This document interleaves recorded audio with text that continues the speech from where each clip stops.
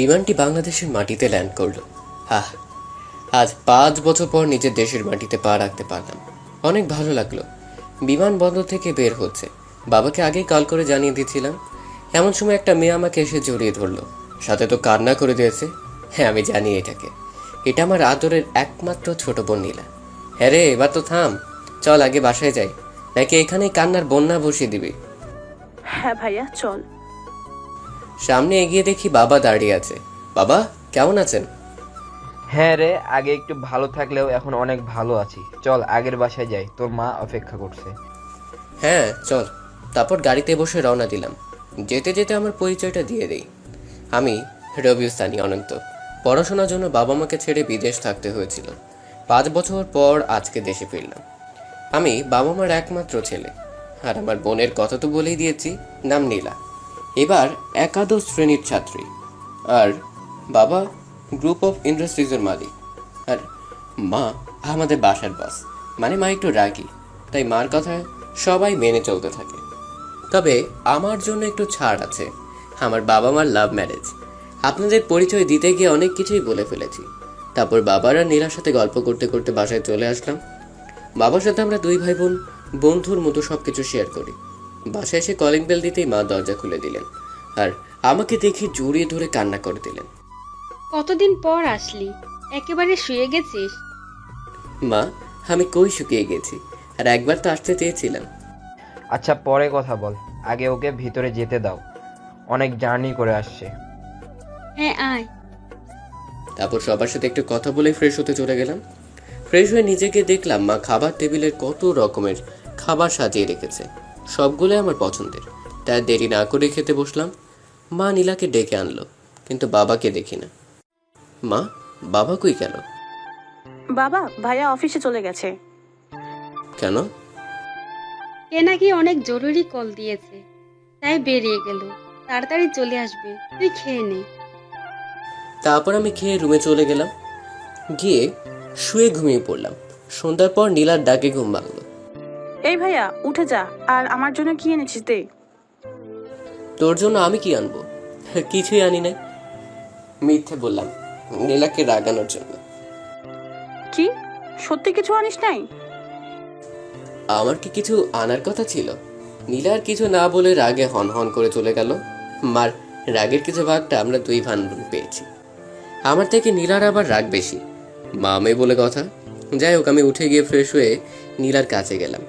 গিয়ে দেখি রুমে বসে আছে। আমাকে দেখে মুখ ফিরিয়ে নিল। আমি পেছন থেকে নীলার জন্য নিয়ে আইসক্রিম আর চকলেট ওর মুখের সামনে ধরলাম। নীলা এগুলো দেখে কেড়ে নিয়ে আমার দিকে হাসি মুখে ঘুরে বসলো। আমি জানতাম ভাইয়া তুই আমার জন্য কিছু আনবি। আরও একটা জিনিস আছে। কি জিনিস ভাইয়া? পকেট থেকে একটা ঘড়ি বের করে নীলার হাতে দিয়ে দিলাম। ওহ ভাইয়া কি সুন্দর। হ্যাঁ, আমার কিউট বোনের জন্য। তারপর মায়ের ডাকে নিচে গেলাম। একটু পর বাবা চলে আসলো। বাবা ফ্রেশ হয়ে আসলে সবাই রাতের খাবার খেলাম। তারপর সবাই একসাথে বসলাম। অন্তত এখন থেকে কিন্তু ব্যবসার সব কিছু বুঝে নিতে হবে তোকে। বাবা মাত্রই দেশে আসলাম। এখন আগে আমার কাজে জড়াতে চাই না। আগে কয়েকদিন ঘুরবো, রিল্যাক্স করব, তারপর তোমার কথা রাখবো। আচ্ছা, তা কতদিন সময় লাগবে তোর? এই 1 মাস দিলে হবে। আচ্ছা, যা দিলাম 1 মাস সময়, কিন্তু 1 মাস পর আর কিছুই বলতে পারবি না। আচ্ছা বাবা। তারপর নীলার মায়ের সাথে কথা বলে রুমে গিয়ে ঘুমিয়ে পড়লাম। পরের দিন ঘুম ভাঙলো নীলার ডাকে। তারপর ফ্রেশ হয়ে সবার সাথে নাস্তা করে নিলাম। বাবা অফিসার, নীলা কলেজে চলে গেল। আর আমি রাফিনকে কল দিলাম। রাফিন আমার ছোটবেলার বন্ধু। রাফিনের বাবা একজন পুলিশ অফিসার, আর রাফিন এখন ডিবি পুলিশ অফিসার। আরও দুজন বন্ধু আছে, নাম সুমন আর জনি। আমরা 4জন বেস্ট ফ্রেন্ড। রাফিন কল রিসিভ করলো। কি নবাব, এতদিন পরে মনে পড়লো আমার কথা? তোর কথা ভুললাম কবে? তো দেশে আসলি কবে? হে, গতকালকে। তুই এখন কই? এই তো অফিসে যাব। তো অফিসে পরে যাস, আগে আমার সাথে দেখা কর। আচ্ছা বস, তুই বাসার নিচে আয়। আচ্ছা আয়। তারপর মায়ের কাছে বলে বের হলাম বাসার সামনে। একটু পর রাফিন গাড়ি নিয়ে আসলো। আমিও গিয়ে গাড়িতে বসলাম। তো বল এখন কোথায় যাবি? আমাদের সেই প্রিয় জায়গায় চল। আচ্ছা চল। সুমন আর জনিকেও আসতে বল। তারপর রাফিন, জনি আর সুমনকে কল দিয়ে ওই জায়গায় আসতে বলল, আর আমরাও রওনা হয়ে গেলাম আমাদের 4 জনের অতি প্রিয় জায়গায়। 40 মিনিট পর পৌঁছে গেলাম নদীর পাড়ে। গিয়ে দেখি সুমন আর জনি আগেই চলে এসেছে। আমাকে দেখেই জনি বলল, কিরে হিরো, ভালোই তো ফিগার বানিয়ে ফেলেছিস। তো কেমন আছিস? হ্যাঁ রে, ভালো আছি। তো কেমন আছিস? আরে আমরা খারাপ থাকলাম কখন? হ্যাঁ তাই তো। তারপর পাশের একটা চায়ের দোকানে বসে আড্ডা দিতে লাগলাম। আজকে রোদের তাপ বেশি নেই, আর চারিদিকে অনেক পরিবর্তন হয়ে গেছে।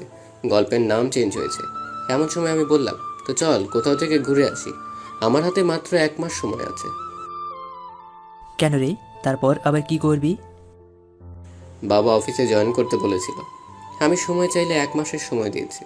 তাই ভাবলাম সবাই কতদিন দূরে কোথাও যায় না, এই সুযোগে ঘুরে আসি।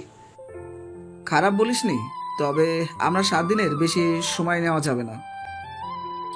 আরে ব্যাপার না, হয়ে যাবে। তো আমরা সবাই কবে যেতেছি? আগামীকাল গেলে কেমন হয়? হ্যাঁ ভালোই হয়, কিন্তু আমরা যাচ্ছি কোথায়? কক্সবাজার গেলে কেমন হয়? ভালো। আচ্ছা, কখন রওনা দেব? রাতে। হ্যাঁ যাবো, একটা কার ভাড়া নিই। কার ভাড়া নেবো কেন? আমাদের তো কার আছেই। এতে আলাদা একটা মজা আসবে। আচ্ছা ঠিক আছে। তারপর আড্ডা শেষ করে দুপুরে বাইরে খেয়ে বাসায় আসলাম। বাসায় গিয়ে ফ্রেশ হয়ে ঘুম দিলাম।